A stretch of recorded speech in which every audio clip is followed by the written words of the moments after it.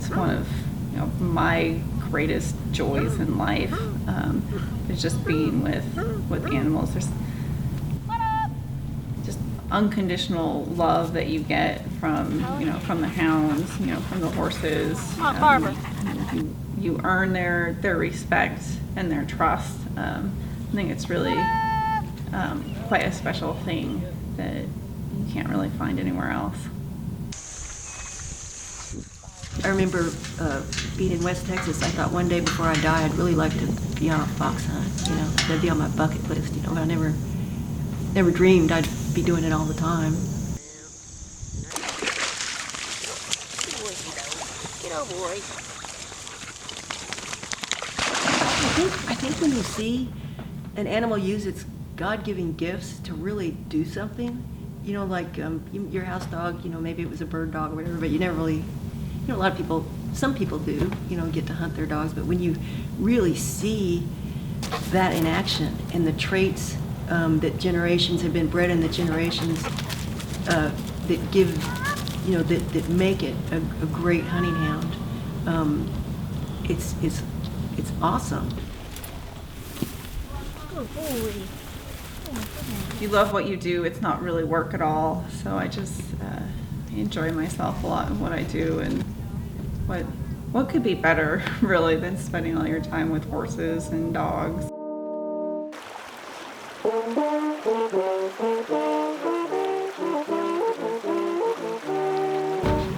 So you get on your horse and you go in and everybody's really quiet because we are trying to sneak up on stuff.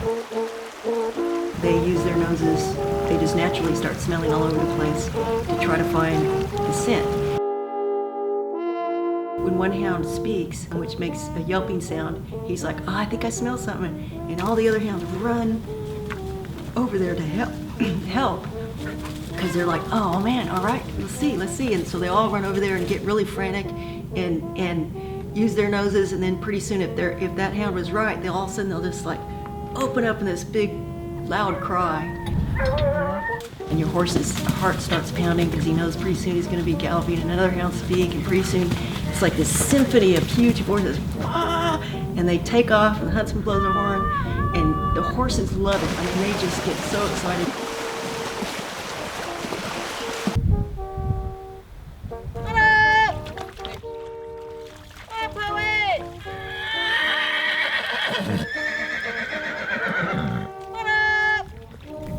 You feel it, inside you, and you're just so joyous, their wind, streaming through your face, tears running down your eye, it's just like, really, really incredible. And I thought, I gotta do this. I just gotta do this all the time. As much as I can get this feeling, I need this, so.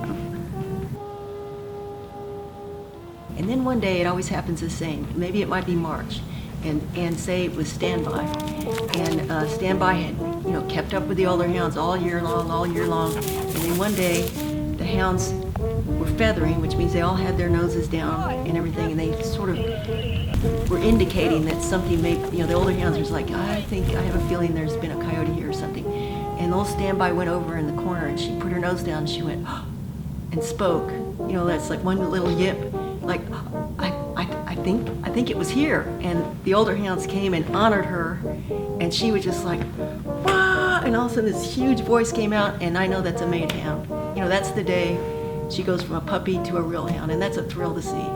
It's kind of like, I guess, when you say goodbye to your first grader at school and they start blowing you off, it's like, now you're not important anymore, because, and that's just a thrill to see that. It just gives me goosebumps every time I see a young hound do that.